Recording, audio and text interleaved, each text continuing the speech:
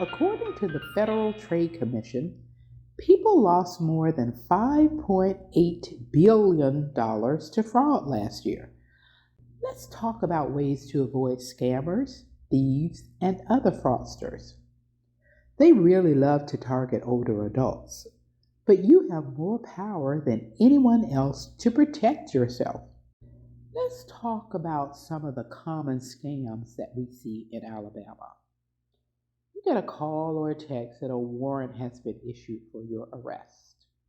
Or you get a call or a text that a family member is in jail or has some other emergency, and they want you to send money or gift cards.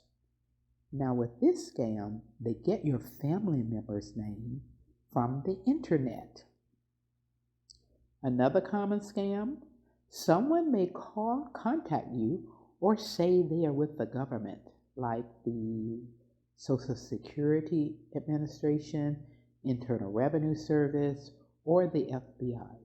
It's important to remember that the government does not call, email, or text unless you have an active case or contacted them first. The government will always contact you by mail. Another scam, someone may contact you and say they are with a charity or need donations. This often happens after a hurricane, tornado, or flood. You might get a text or email from someone pretending to be one of your friends. They may tell you a false story to get you to send money somewhere. Someone could call or text and ask you to send money to someone else for them.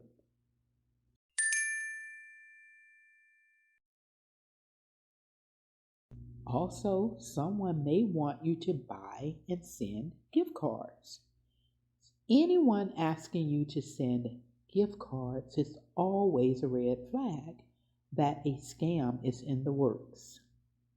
Another scam, you get a call, text, or email saying there's a problem with your bank account or credit card and that you need to do something right away.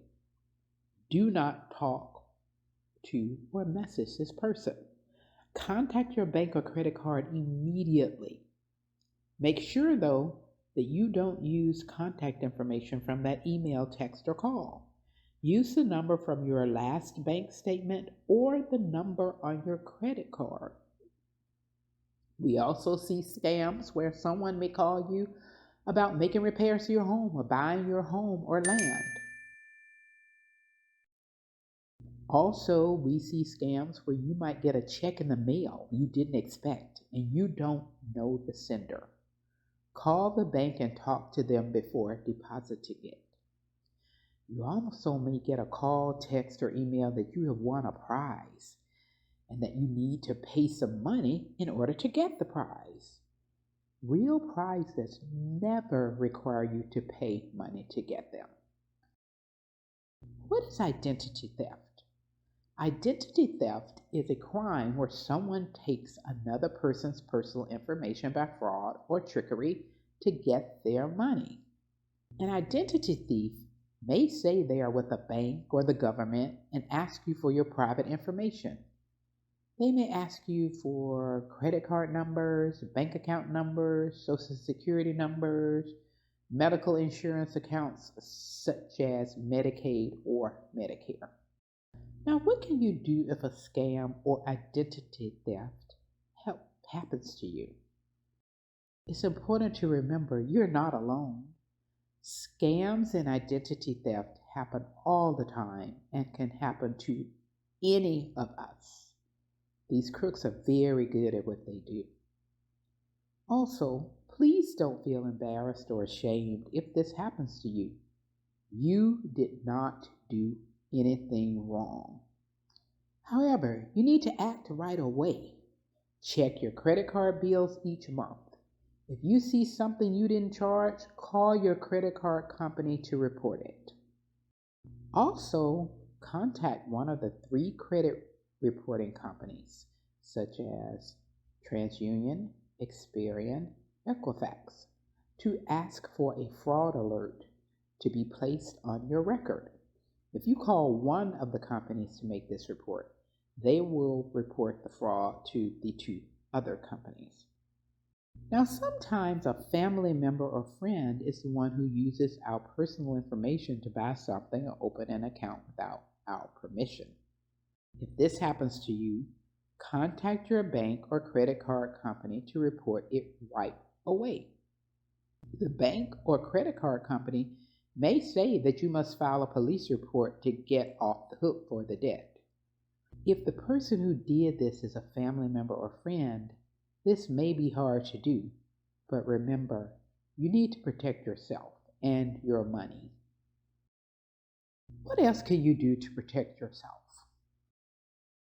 You can protect papers with your personal information.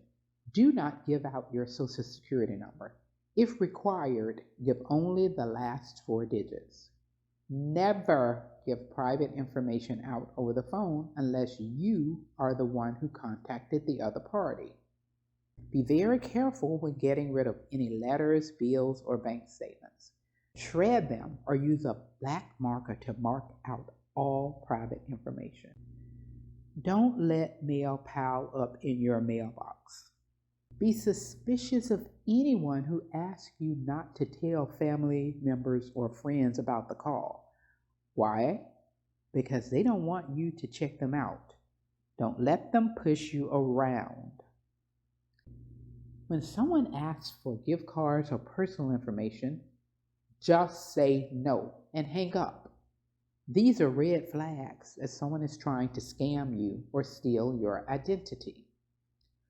Always check things out before taking action, like sending money or sharing personal information. Don't just trust that someone on the phone, texting, or emailing you is telling you the truth. When you get an email, text, or call from a bank, the government, or a business, make sure to call yourself using a number you know is real, not the number they gave you. And look, don't worry about being rude. It's okay to hang up on strangers calling you or to let the call go to your voicemail if you don't know the number. Scams can happen to anyone, but you have the power to protect yourself better than anyone else from these crooks. Please report all fraud and scams to the Federal Trade Commission by calling 877-382-4357 or go to reportfraud.ftc.gov. To report identity theft, contact the Federal Trade Commission at 877-438-4338 or go to identitytheft.gov.